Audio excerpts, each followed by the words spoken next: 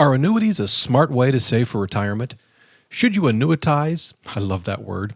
Should you annuitize a portion of your nest egg when you retire? And why do credit scores fluctuate from one month to the next? We'll answer these questions and more on this, the 73rd episode of the DoughRoller podcast. Welcome to the DoughRoller podcast, where the best thing money can buy is financial freedom. We help you make more, spend less, and invest the rest. And now your host, Rob Berger. Whether you're just starting out, buried under a mountain of debt, or well on your way to financial freedom, this is the podcast to help you take your finances to the next level. Hey, everybody, this podcast is sponsored by Betterment, the most preferred automated investing service. Betterment has cutting-edge technology to optimize returns, minimize taxes, and save you time and money. Join over 34,000 customers who have already streamlined their portfolio management at betterment.com/roller. That's betterment.com/ROLLER. Well, we've got a lot of things to cover on today's show, so I want to get right into it. We're going to briefly talk about a great book I'm reading that I want to share with you. I have a question from a listener about credit scores. We're going to cover that quickly.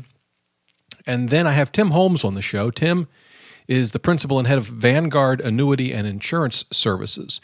And I've gotten a number of emails from folks about annuities. It's not something that I've never purchased an annuity. You know, I've read about them, I've looked at them, but never in a serious way. And it was a topic that I felt like, we needed to bring someone in who really had the expertise to cover this topic. And so Tim's going to be on the show in a little bit, probably to tell you more about annuities than you ever imagined you ever wanted to know. It's a fairly dense topic. But Tim did a great job of kind of walking us through the types of annuities and whether they're a good way to save for retirement, and also whether they're a good tool to use to annuitize a portion of your nest egg when you retire to get some guaranteed income. So we'll have Tim on the show in a little bit. Before we get to all of that, just a thought of the day. Let me ask you this: what would you be willing to do without? What would you be willing to give up, to sacrifice right now, if you could retire today? Or maybe put a different way, what would you be willing to sacrifice if in exchange you could pursue your dreams, whatever they are? Would you downsize? Would you move to a less expensive area? Would you get rid of your second car that you have, or maybe a third car? Would you get rid of cable? What would you do? Maybe nothing. Maybe nothing. This is sort of a question I've been asking myself. Is we think about things like the size of our home. Should we downsize? How many cars do we need? These things that I think so many of us, I guess speaking for myself, you just sort of take for granted. Well, of course you have two cars. Although when I was growing up, most people didn't have, or a lot of people didn't have two cars. I guess that tells you how old I am. But it's amazing what we've kind of just gotten used to and expect today. And I've really been focusing on our money and trying to cut away stuff that if I give some thought to it, I realize it's not even about sacrifice. It's just about stuff that we spend on every month that doesn't improve the quality of our lives. We may think it does, but it really doesn't. One thing I did, and this was a no-brainer, but I called up our trash service and said, I want a lower price. I don't like the price you're charging us. And so they knocked off $10 a month. It was a 2-minute phone call. I know $10 a month is not going to change the world, but I'd rather have it than give it to them. And that was just a phone call. Anyway, just a thought of the day, because if you have answers to that, even if you can't execute on that plan today, you can't give those things up today and then retire or pursue your dreams, whatever they may be. I think that may be a good starting point to make some changes now so that maybe in a year you can do that, or in 5 years, or maybe it's even 10 years or more, but a lot sooner than if you didn't start thinking about those things today. Okay, a book I want to mention just briefly. I've gotten a number of emails from folks asking me about book recommendations, and I'm putting together a podcast episode that will actually cover my favorite personal finance and investing books, the books that have had an impact on how I think about money and how I manage our money, how I invest our money. And so that'll be coming up. But one book I'm reading now that I just picked off the shelf at the library, the local library, has turned out to be fantastic. It's by Josh Peters. He's a CFA, and he's the editor of Morningstar's Dividend Investor. And this book was written in 2008. I checked. He is still with Morningstar. It's called The Ultimate Dividend Playbook: Income, Insight, and Independence for Today's Investor. I really like this book. I'm only probably even maybe just 20% of the way through it at the moment. It's one of those books, though, I like to read in bed at night, and but it's one of those books where I almost need to be at a desk with pen and paper so I can take notes as I'm reading through this book. It's an easy book to get through. It's not the lightest book I've ever read. There are some formulas in it, although they're all ratios and things, very simple to follow. But it is an excellent book on how to analyze securities and dividend streams. And, my individual stocks that I invest in, with the exception of Berkshire Hathaway, all pay dividends. And that's something that I focus on in my investing when I invest in individual stocks. The core of my portfolio, as you know, if you followed the show, is in low-cost index funds. But I do have a not insignificant amount of our portfolio in a handful of stocks. And I don't plan to change that. And I'm going to talk more about that in upcoming episodes, why I do that and how I do it. And again, it may not be right for you, but in any event, I found this book by Josh Peters to be excellent on understanding at a high level financial statements, the income statement, balance sheet, and dividends and the source of dividends and how to analyze them. So just a thought there, if you're looking for a good book on dividend investing, The Ultimate Dividend Playbook by Josh Peters. So far, I really, really enjoy it. Okay, now on to the reader question before we bring Tim onto the show. A reader named Megan had asked me this actually a while ago, and I'd put it in an email folder. I label all of the email that come to me. And I have one label for follow-up. Sometimes it's just a question that I want to address on the show. Sometimes it's a follow-up and it's an entire podcast. And I had this in my folder, and I went through it and thought, I need to respond to this. I emailed Megan back, a long time ago when she emailed me. But I wanted to share her question. I'll just read parts of her email. You'll get the gist of it right away. She says, I have a question for you about credit scores. At the end of last year, I opened a new credit card account in order to roll over a debt to a 0% card. Let me just stop there. She's talking about a balance transfer where you can transfer a debt from one card that maybe has a high interest rate to a new card with a 0% rate that usually lasts for 12 to 18 months, depending on the card that you get. I cover that in podcast 44 if that's something of interest to you. So you can check that out at DoughRoller.net/podcast44. Okay, Megan goes on. She says, my new card provides me with a FICO credit score on every statement, and I've been curious about changes in the score over the last 4 months. The scores over the last 4 months have been, and she lists them, 762, then it was 804, then it was down to 781, then 775. And her question was, why the fluctuation? This is the same credit card company. They're presumably using data from the same credit bureau, and I assume they are, and the same FICO formula, and I'm sure they are. And her finances had actually been improving, yet the score jumped up the first month from January to February, but then down in March, then down again in April. And she wanted to know why all of this fluctuation. And it's a great question. So two things here. First of all, as she alluded to, there are some credit card companies now that if you have one of their cards, whether you log into their site or if you get the paper statement, they'll give you for free your FICO score. And this is a fairly new development, and I think a very positive one. I have the Discover It card. It used to be the Discover More card, and now they call it the Discover It, IT. I'm not quite sure why, but that's what they call it. It's a good cashback card. And anyway, I see my credit score. In fact, I looked it up before the show today. And it doesn't give you a whole lot of detail about your score like you'd find, say, at a Credit Karma or Credit Sesame, although those sites don't give you your FICO score. I think still they give you great information. I think it's very helpful, but it's not a FICO score. So in any event, Discover Card is one of the credit card companies that gives you your credit score. Barclay Card is another one. I don't think the folks at Amex and Citi and Capital One, as far as I know, and Chase, I don't think they give those credit scores, although if you use one of those cards and you see it, let me know. I have Amex. I have Amex and Capital One, and I looked both of those up on my account, and I couldn't see the credit score there. So, in any event, that's something just to keep in mind if you have a Discover or Barclay card. Why not get your free FICO score? And so why does it fluctuate? And this is one of these questions where we know at a high level how the FICO score is calculated. And in fact, I had on the show, and I'm looking it up now, Tom Quinn. Tom Quinn is sort of the credit expert at FICO. He's like, if there was anyone in the country you wanted to quiz about credit scores, it would be Tom Quinn. And that's in episode 2. So DoughRoller.net/podcast 2. And you can listen to that interview with Tom. Some great information about credit scores.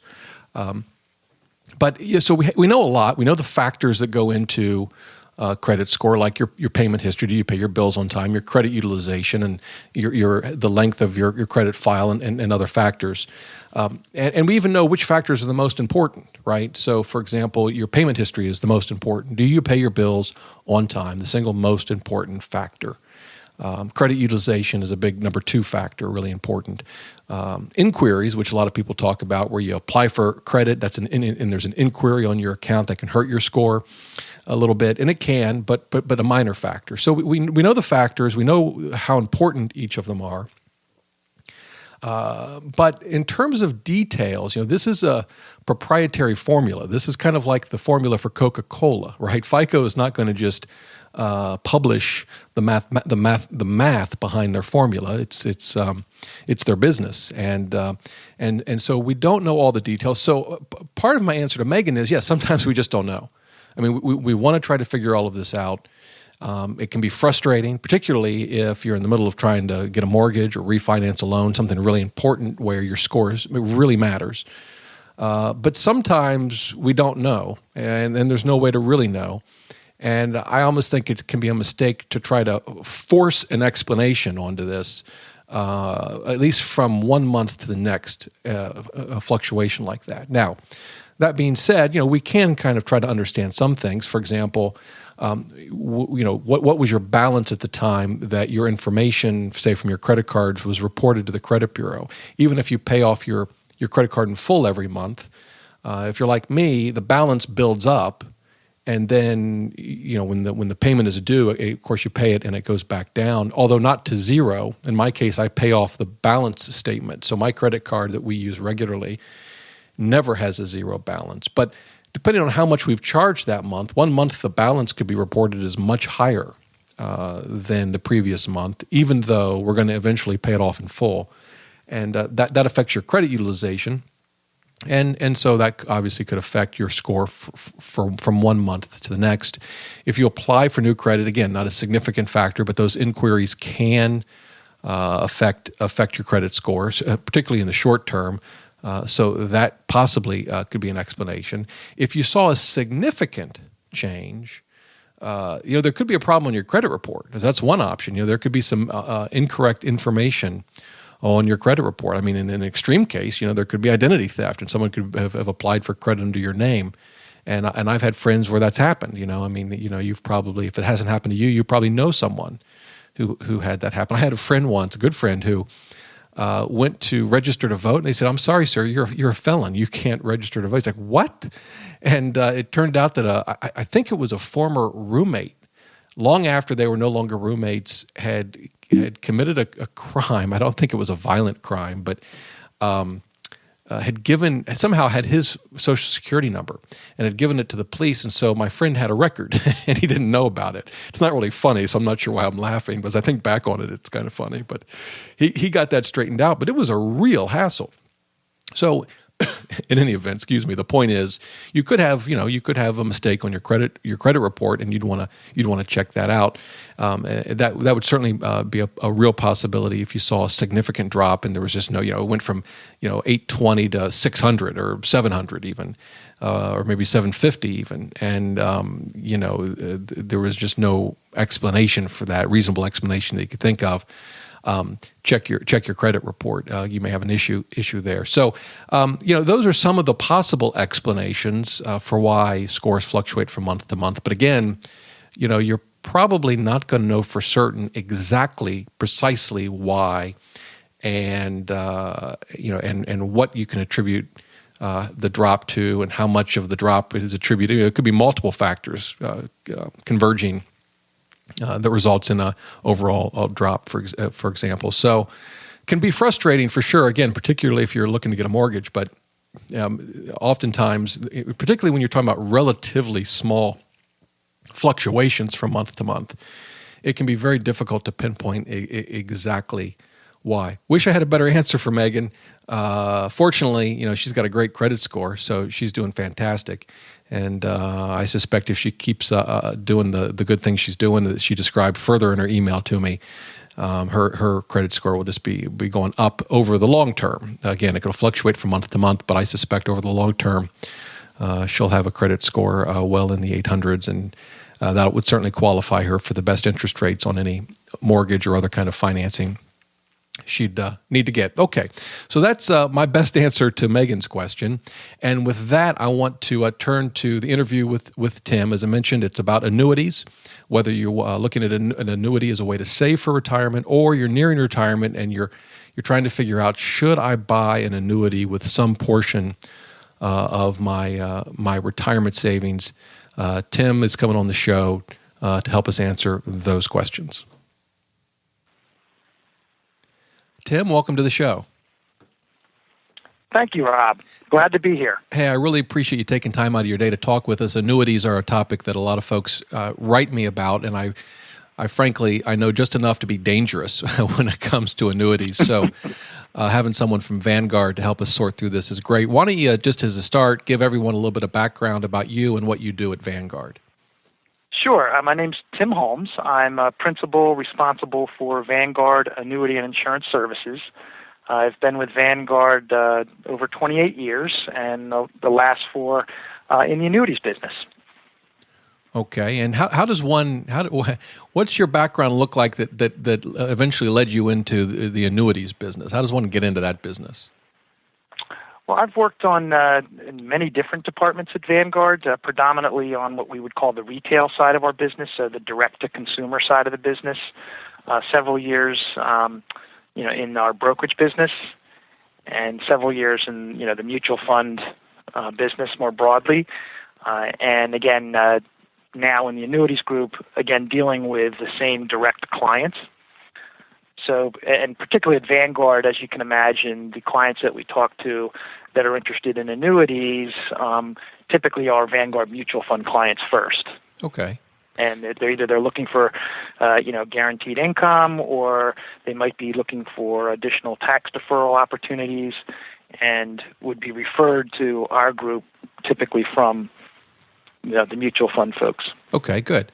Well, why don't we kind of start at a basic level here and just describe for us at a high level what an annuity is?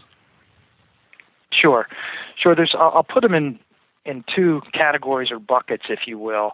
The first would be a deferred annuity, which is really for saving for retirement or the accumulation phase.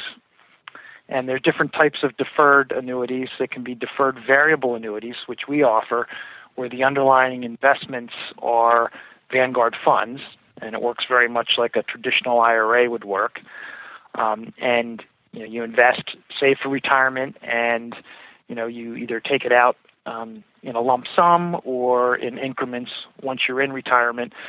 What makes it an annuity is it has a feature that allows you to annuitize or convert that balance into a lifetime income stream that you can't outlive.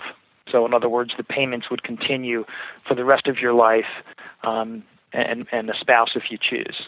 And so with the deferred variable annuity, at some point in the future, you can decide to convert it to that income stream.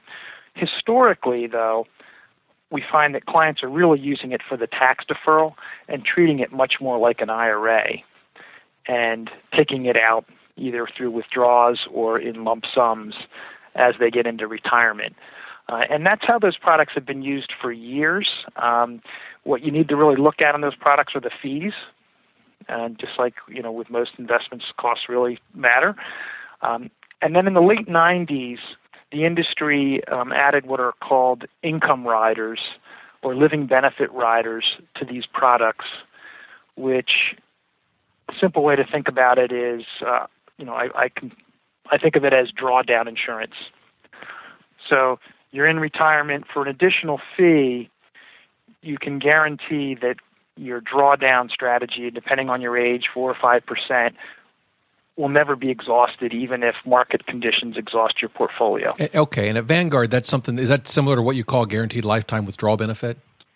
That's exactly right. Okay. It's GLWB is kind of the common term for it, and it's just, again, it's a bolt-on to that savings vehicle that allows you to ensure that, if something were to happen in the market or the sequence of returns were such that your portfolio was depleted, you would continue to still receive your payments. Right. Okay. Well, let me kind of back up for a second, just so I understand because you've given us a lot of great information. I want to make sure I understand it and those listening do. So, when you think of annuities, you kind of put them, if I understand it, into two buckets. One is an annuity you might buy while you're still putting money aside for retirement. Yes. You're working. You're not retired. You're saving for retirement. An annuity might be something you'd want to consider to help you do that. So that's annuities, I guess, right, for savings or for retirement savings. Right. And I would the caveat I would say is you'd first want to make sure you were maximizing contributions to your 401k or any employer plan available, as well as an IRA. Okay, good. So if you've exhausted those and you can't contribute any more from a tax-deferred basis, then you may want to consider an annuity to get additional tax deferral. Okay, so that's one sort of bucket we'll talk about. And the second bucket, then, I take it, is annuities for income, where you're in retirement and you want some guaranteed income, perhaps above and beyond, say, Social Security or any other pensions you might have. You want some guaranteed income during retirement. That would be sort of the second bucket of annuities that you might consider, right? Exactly right. So the income annuity is, I think, what people typically think of when you hear the term annuity, where in the simplest terms, you give a lump sum of money to an insurance company, and in exchange for that, they give you a lifetime income stream, a monthly check or quarterly check for the rest of your life. Right. Okay. So let's do this. I'm sorry. Go ahead. No, so I was going to say those are called single premium immediate annuities, right. And the term immediate just means I give the insurance company a lump sum of money, they start paying me now. Right away. Right. Yes. So there are other flavors of income annuities that you can defer the payments and such, but in its simplest terms, that's how they work. Right. So when we're talking about annuities during your accumulation years, during the years you're saving for retirement, you're typically looking at a deferred annuity. Correct. Okay. Correct. So let's talk about annuities for savings then just for a minute, and then we'll go to annuities for income. So if I understand the basic ideas, I set up a deferred annuity in which I'm going to contribute, say, monthly or quarterly or annually or whatever to this deferred annuity. Correct. I'm going to be adding money to it. And I'm not going to be taking any income at this point. It's just going to, like an IRA or a 401k, I'm going to just let my investments grow while I'm working inside of this deferred annuity.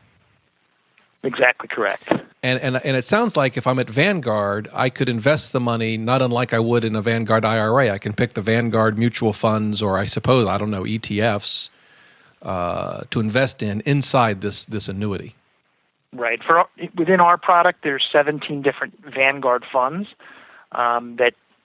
they're actually separate insurance funds they have to be separate from a regulatory perspective, but we basically just modeled them after very specific Vanguard funds. And much like an IRA, you can exchange between the funds, and as long as you're within the annuity, that none of that is taxable. Right. So you have, for example, I'm sure there's some sort of S&P 500 index type fund in the annuity that you could choose from. Correct. Yeah. And you have exactly right. You have bond funds, international funds, that sort of thing. Correct. Oh, okay. Yes. So, and then once you get to the point of retiring, then you have a choice to make with what you've got in this annuity. You could, if I understand you, one option would be to, in effect, and this may be the wrong language, so correct me, Tim, if I've got this wrong, but in effect, convert it to an immediate income annuity. Say, okay, I've amassed all of this money, $1 million, let's say, that's grown in this annuity for the last X number of years you've been saving. I got $1 million, and I want to convert some or all of this into an income annuity that will now start paying me money every month or quarter or whatever for the rest of my life. Yes, and that's why because that feature exists, that's why the annuity receives that preferential tax treatment. Okay. that it allows you to accumulate those assets on a tax-deferred basis. Okay, so like until now, this annuity is really not seemed much different than an IRA at Vanguard. It's now when you get to retirement, you've got this new option. I can convert this to a guaranteed stream of income during retirement. And I take it you could convert some of the money or all of it? Yes, that's right, Robin. Yeah, that said, that's not what most people do. Most people really purchase the annuity for the tax deferral. Okay, and then they treat it much like they do a traditional IRA, where they take funds out as needed and pay taxes. Right. As they take them out. And it's important to note that for a non-qualified annuity, so any of the earnings that accumulated in that tax-deferred vehicle are taxed as ordinary income as they're paid out to you. Okay, just like an IRA or 401k. Just exactly right. Now, with these deferred annuities for savings, I take it typically, as you said, you want to max out your 401k and or IRA first before you might even consider saving additional money in a deferred annuity. So I take it then what the money that's going into the annuity is after-tax money. Yes. There would be really no reason to take an IRA and put it in a deferred annuity for that purpose. Right. Because you already have the tax deferral, obviously, if it's an IRA. So the tax advantage you get is that as your investments earn dividends and capital gains, perhaps, you're not paying taxes on that portion of what's in the annuity. That can get deferred until you retire. Correct. Exactly right. Now, for us, what's a common business for us is annuities are sold. So individuals purchase an annuity and might not quite understand what they have, or might not understand the costs within that annuity. And in the insurance business, there's a process called 1035 exchanges. Right. It's very similar to an asset transfer, where you can take an annuity at one firm and move it to another, and as long as it's going into another annuity, it's not taxable, and the tax deferral continues with the new provider. And what we found at Vanguard, and this could be, obviously Vanguard clients are sensitive to cost, and they find that they bought an annuity somewhere along the line. They're not quite sure what it is. We talk to them. We go over what the features and benefits are and what the costs are, and help them figure out, does it make sense to move it to a lower cost annuity? Right. So they're just transferring it from one financial institution to another, in this case to Vanguard. Exactly right. And I bring that up because, for your listeners, a lot of them probably own an annuity, and they may or may not fully understand what the benefits are. Is it purely for tax deferral? Does it have some death benefit features? Does it have some income riders? And it's really important that you understand, what you bought, and, what are the features and benefits, and which ones are important to you. And, make sure you're not paying for a feature or benefit that was added on and not really important to you. Right. And I take it if they wanted to, they could call Vanguard and talk to someone there about all of the issues you've just described in terms of possibly transferring your annuity from another institution to Vanguard, and what they have and what they want and that sort of thing. Absolutely. And out on our website, we have a calculator that is, the data comes from Morningstar, and you enter the information about your annuity, and it compares it to the Vanguard annuity. Okay. And as you can imagine, it tells you how much you could actually save each year. It also tells you if your annuity is in a surrender period with the other provider, which is helpful. But I bring that up because that's probably 60% of the people that we talk to. We're talking to them about an existing annuity and helping them lower their costs. Well, now let's talk about that briefly before we move off of annuities for savings and go to annuities for retirement income, although I guess this might apply to both. I take it that even at Vanguard, are there fees over and above the cost of the funds inside of an annuity? Yes, and they're called mortality and expense charges. Really? And you guys couldn't come up with a snappier name than that? Thank the insurance industry. Okay. And what it is because you have the ability to convert that into a lifetime stream of income at some point in the future, insurance regulations require that the insurance company is reserving capital to make sure they can do that. And so there's expenses associated with the insurance aspect of that contract, even though most people buying that product may not have bought it for that guarantee. Yeah. So it's important when you look at annuities to think through, is that additional cost worth the tax deferral benefit? Well, so at Vanguard, what are those fees for, say, deferred annuity, a variable annuity? The additional charges above the fund expenses is about 29.5 basis points. Okay. And are the fund fees comparable, like for an S&P 500 fund inside an annuity? Are the expense ratios for that fund comparable to the the Vanguard S&P 500 fund outside of an annuity? Okay, so you're basically paying just under 30 basis points for, in effect, this tax advantage you get for deferring the tax on your gains while the money sits in the annuity. Correct. So then it becomes it's a matter of how long you hold the investment to determine whether it makes sense or not. Yeah. So typically we would say it should be 10 years or longer. Otherwise, you're paying for that tax deferral and not reaping the benefit. And it also matters what the underlying funds are. So as you know, some funds are more tax efficient than others. So you'll certainly see more tax inefficient funds and types of funds within annuities. Okay. Just because you don't have to incur the taxes every year and you get the benefit of the deferral. Okay. And I'm glad that was actually my last question before we move to annuities for income, because I was going to, sort of playing the devil's advocate, why get an annuity? Why not just invest in tax efficient investments that don't throw off a lot of dividends and capital gains? But I take it to your point, there are certain asset classes, I guess maybe an extreme example would be a REIT, that throws off a good chunk of income every year. Is that the idea that a REIT? Go ahead. So that's a really good example of a fund that is less tax efficient than some others. That the holding period, in other words, the break-even point where you're better off in the annuity, is much shorter than it would be for something that's very tax efficient. Something like the S&P 500 is going to be more tax efficient, certainly. So what classes of investments do you think are more ideal for annuities? We mentioned REITs. Would bond funds also be? That's exactly right.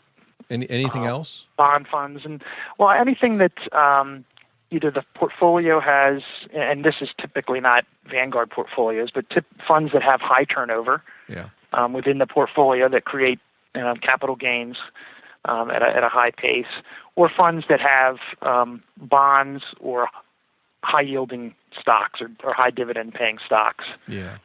And basically, it's really an equation of how long you're going to hold it and the tax efficiency. And so even for the most tax-efficient funds, you could still get the benefit of being in an annuity.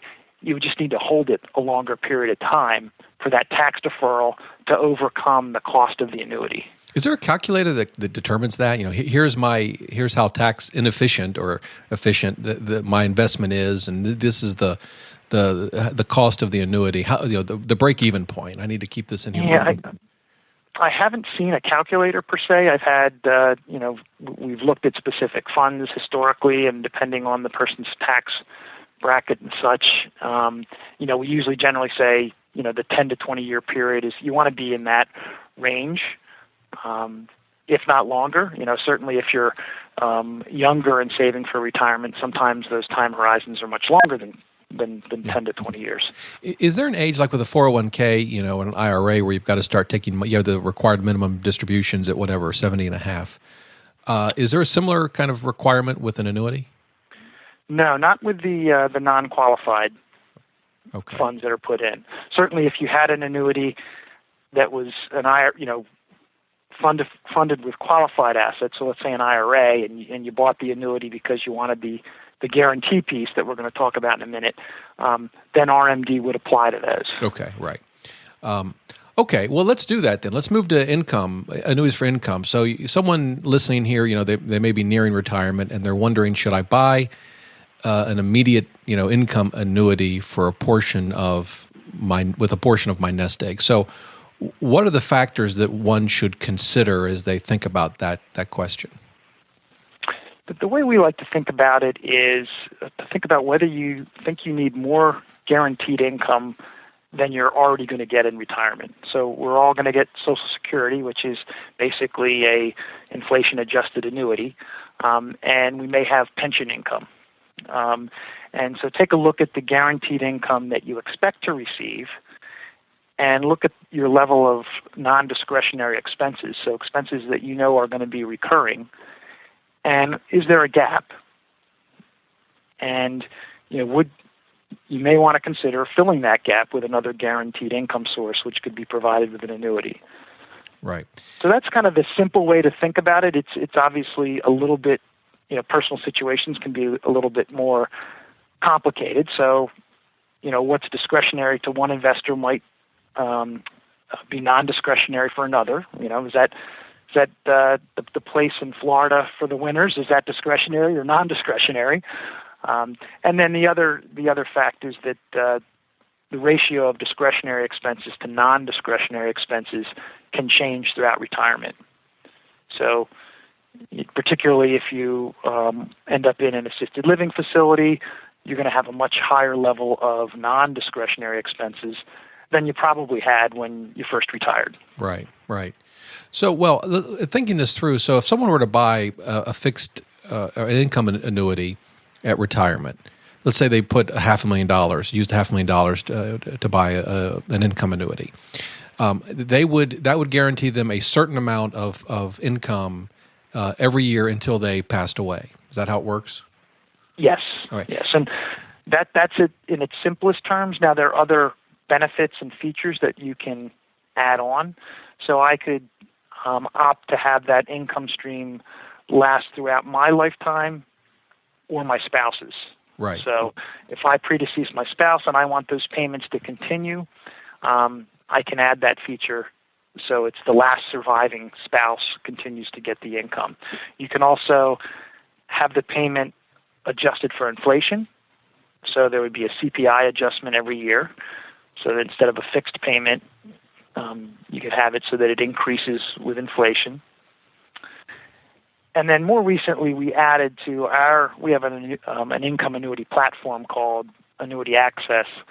We started to offer two different types of income annuities. One called the deferred income annuity, which is very similar to the immediate annuity, but instead of having the payments start immediately, you elect to have them start sometime in the future.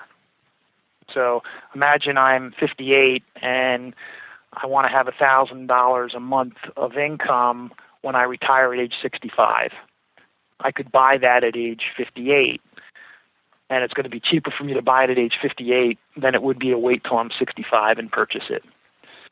So that's called a deferred income annuity, and there's been more and more discussion about these products as a planning tool because you can deliberately, set a retirement date and plan now to have income that starts when you retire, and at least take that portion of your nest egg kind of off the table from a market perspective, and know that you're going to get that income. And then the last category of income annuities, which is kind of the more extreme, would be what we call longevity insurance. And that's that same deferred income annuity, but the income start date is well in the future. So in our scenario, in our product, it's age 85. So if I'm age 65, and my main concern is that, I look around my family and I see, people in their 90s, and I'm worried about in a good way, worried about my own longevity, that I could outlive my assets. Longevity insurance allows you to kind of mitigate that tail risk. Right. and have income start at age 85. And then that helps with, okay, now I know with my portfolio, I know I really can focus on the next 20 years, 65 to age 85. If I'm fortunate enough to make it to age 85, this other source of income kicks in. Okay. Well, let me kind of run through what you've just said, because I think it's really important, and make sure I understand it too. So if I were to buy a single annuity, income annuity at retirement, just for me, and whatever, I put in $1 million into this annuity, and it guarantees me X dollars a month or a year in income, and I'm happy, and I get hit by a truck 2 weeks later, and I die. That money's gone, right? I don't pass that on to my beneficiaries. That's correct, and that's really the biggest, I'd say, hurdle for investors to get over in buying the immediate annuity. You know, if I don't live to my life expectancy, did I quote unquote lose to the insurance company? And you know, it's why the insurance companies can pay out fairly attractive rates, because it's risk pooling. Sure. So for everyone who lives into their 90s, there's someone that probably passed away in their 60s or 70s.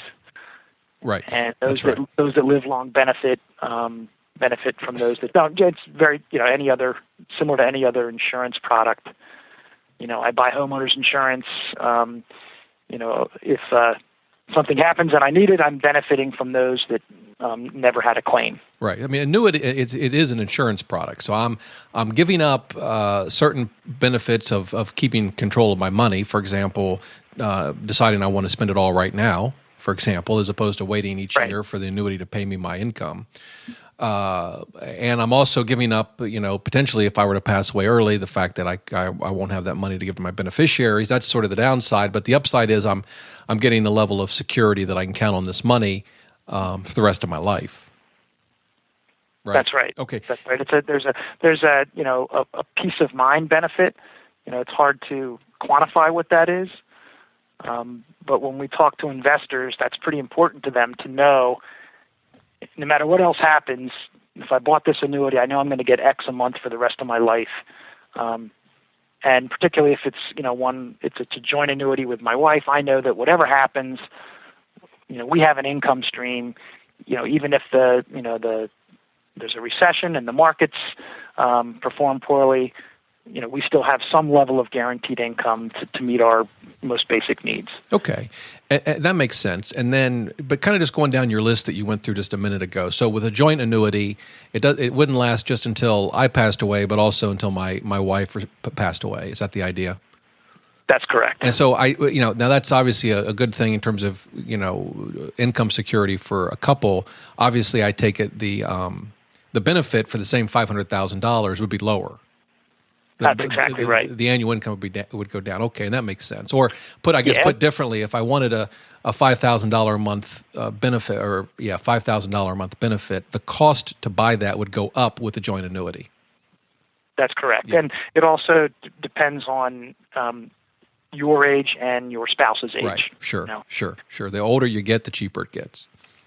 That's right. Right. That's right. And then CPI adjustment, inflation adjustment. Again, you can add that, but it's also going to cost you more. That's exactly right. You're insuring against the risk of runaway inflation. That's right. Okay. And then, that makes sense. And then you mentioned the deferred income annuity. Again, the idea is the sooner you buy it, say for when you turn 65, it's going to be cheaper because effectively the insurance company has more time to invest your money and build up a pool of assets that they can then use to pay off to start making the income payments when you turn 65.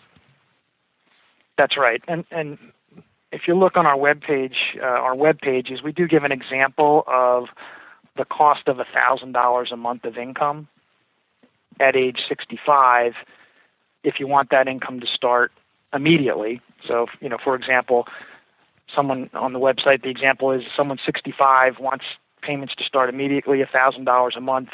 That would cost $167,000. Huh, okay, that's today's price. Does that price? I assume it fluctuates. Yes, it fluctuates, and so. However, let's say I decided, I'm 65, but I don't need those payments to start until I'm 75. I'll rely on my portfolio. That that same $1,000 a month, you'd need to invest $77,000 roughly. Okay.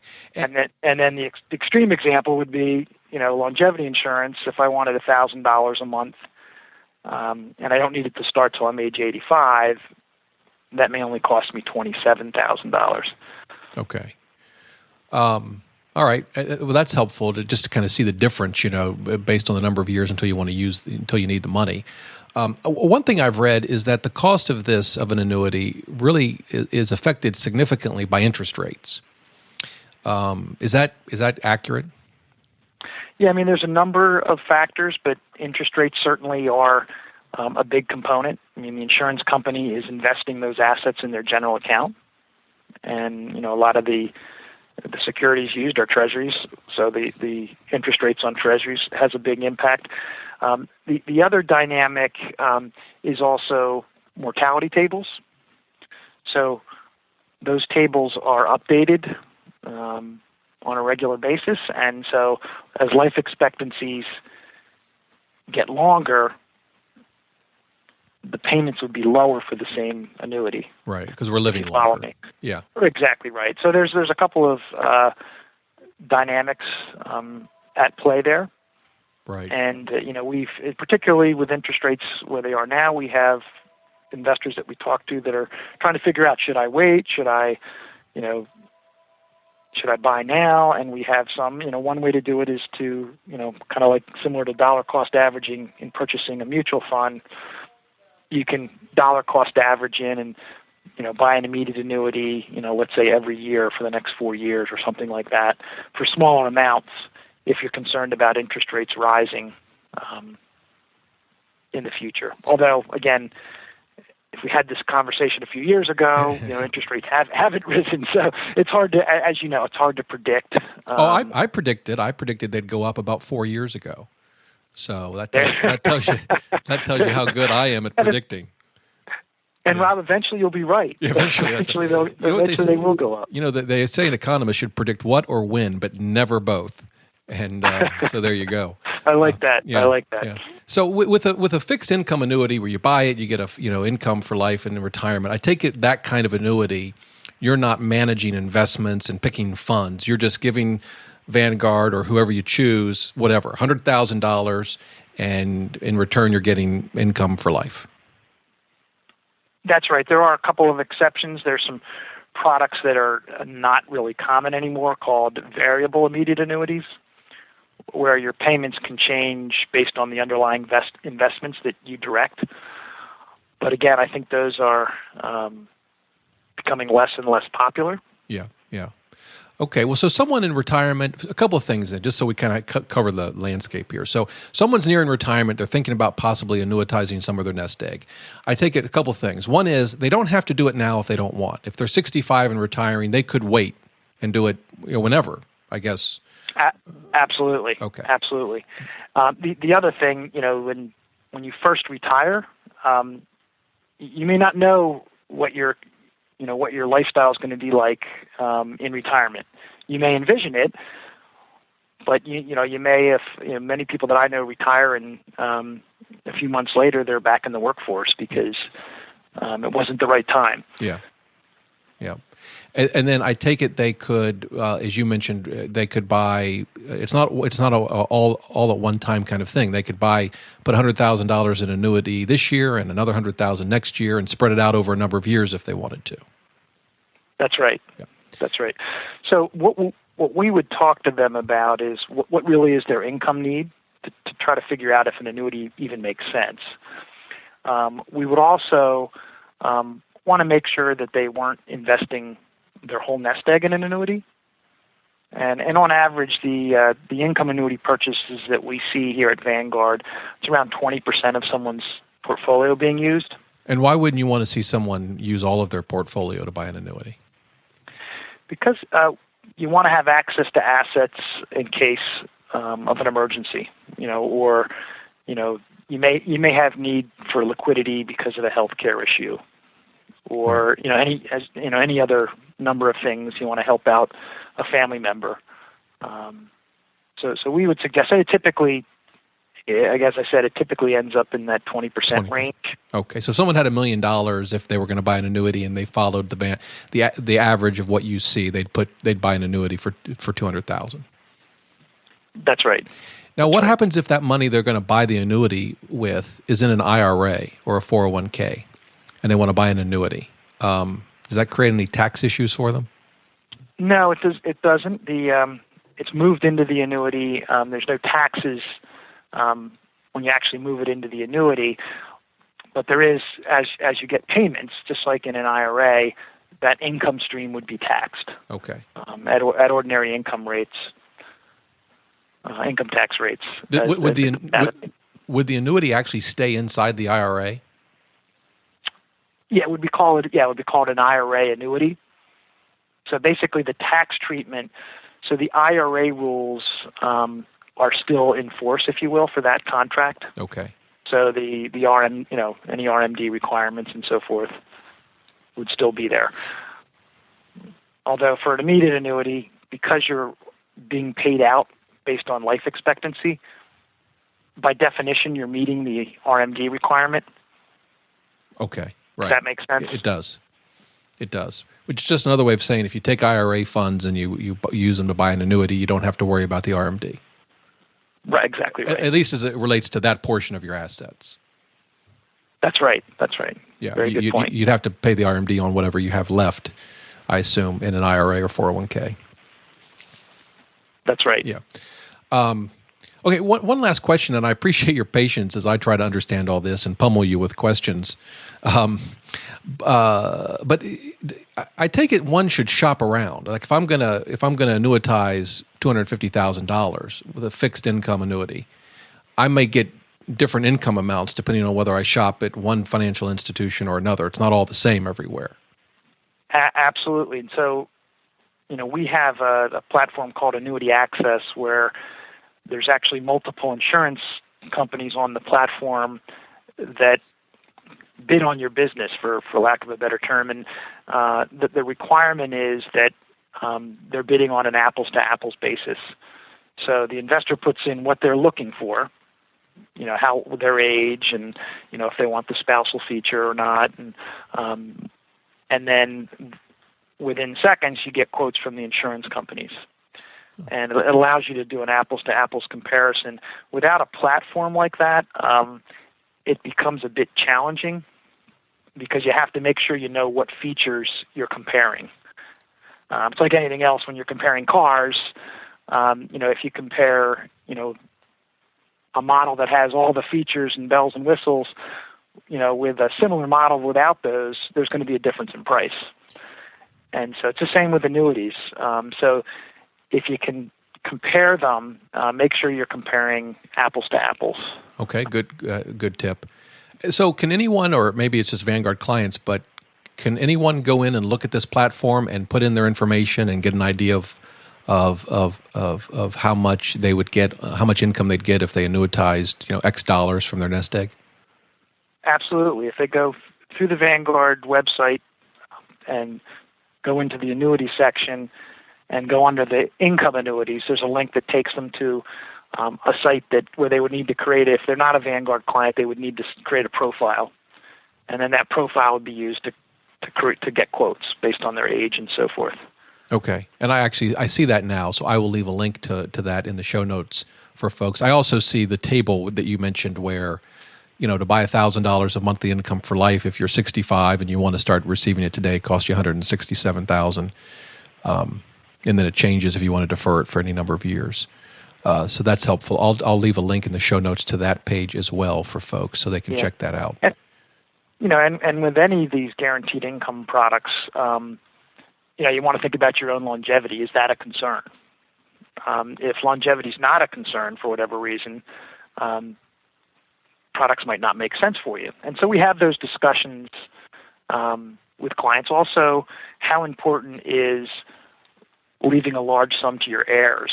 Because, once you turn that money over to the insurance company, your heirs are not going to get that back. So it's a balance of kind of walking through what your priorities are. And, we would help someone figure out if an annuity makes sense for them, and if so, which type. Good. Okay. But Rob, the last category we didn't talk about, and I'll leave it up to you if you want to delve into it at all, but these living benefit riders, or what are called GLWBs, that are added to the variable annuity. I think about 70% of variable annuities sold today have this feature. And it's, as I described earlier, it's this drawdown insurance. And all I would say on that is it's very important to understand what features exist within the product, what the payout rates are, et cetera, and how much you're paying for them. Because those guarantees can bring the total product cost up into the 2 to 3% range, if not higher. And so that's really important to understand. It's great you got this guarantee on your drawdown, but the cost of the guarantees, if it's 3%, is going to deplete your nest egg pretty quickly. Right. Well, let's just take a minute to look at that. So, because you talk about drawdowns and a variable annuity. So, the guaranteed lifetime withdrawal benefit, it applies to someone who's purchased a variable annuity that they're using to save for retirement? Correct. All right. And correct. Then I was what? going to say, we see people interested in the product during the savings period, but really pre-retiree, a few years before retirement, where they want to lock in a level of income and mitigate the risk of a market downturn, just before they retire. I see. So this is not someone, we had just been talking about, I guess, a fixed income annuity in retirement. That doesn't apply to that kind of annuity. Correct. All right. So we're talking about a variable annuity where you're saving for retirement. You're at that point exposed to the risk of market declines, just like you would be if you were investing inside an IRA or a 401k or a taxable account. The market could tank over the next couple of years, right before retirement, when you can least afford for the market to go down. Right. So okay. So for our product, for example, if you're between the ages of 59 and 64, you can lock in a 4% drawdown, guaranteed for life, 4% of the current balance. And that drawdown amount, the longer you wait until you start taking drawdowns, the higher that is. So once you reach age 65, it's 5%. Guaranteed for life. And it can go up if the market value or the portfolio value goes up because of the market's gone up.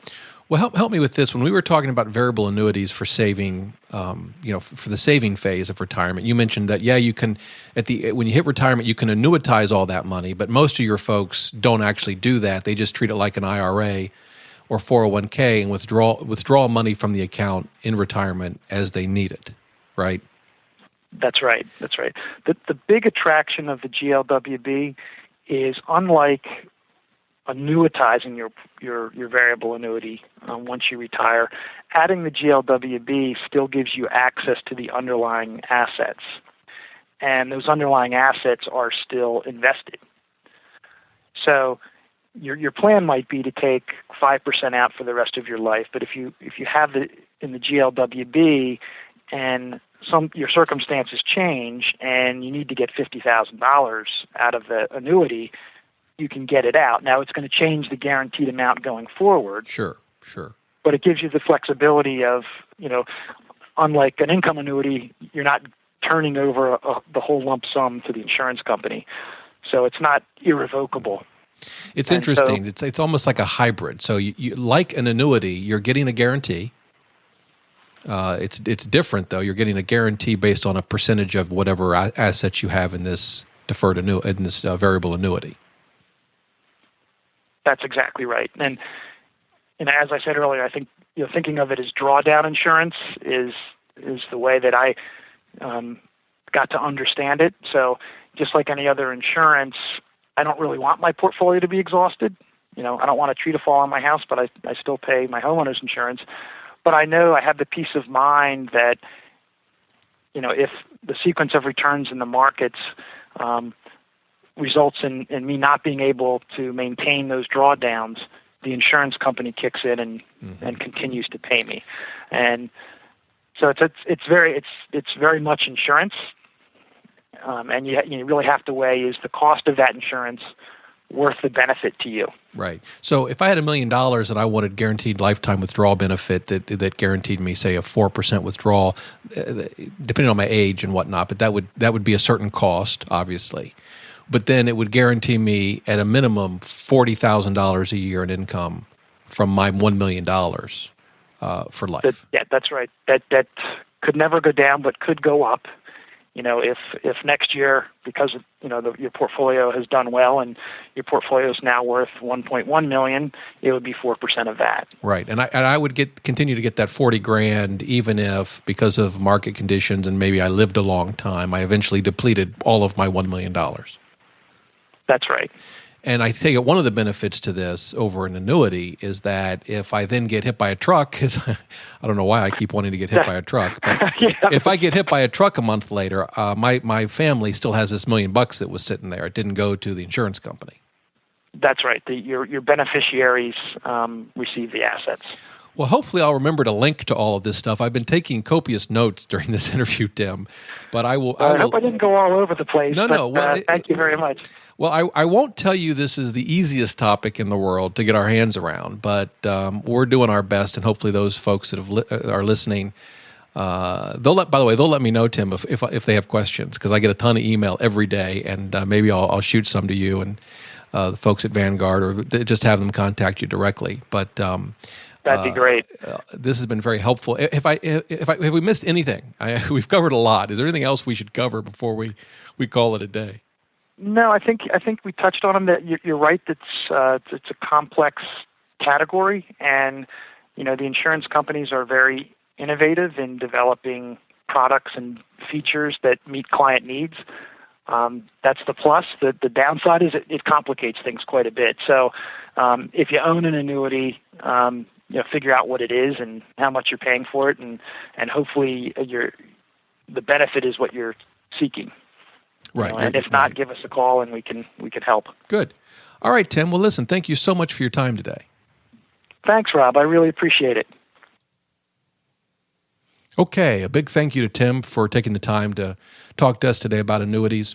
It was the interview was packed full of information, and as Tim and I walked through it, we tried to unpack it, pack it for you. But frankly, I learned a ton. As I said at the beginning of the show, I am not. It's beyond just not being an annuities expert. I've never had to buy and evaluate annuities, and I learned a lot from Tim. And in fact, I plan further episodes to cover in maybe a little more detail different aspects of what Tim talked about. So I'm going to do my own research on this. I was particularly interested in annuities for saving for retirement, and so.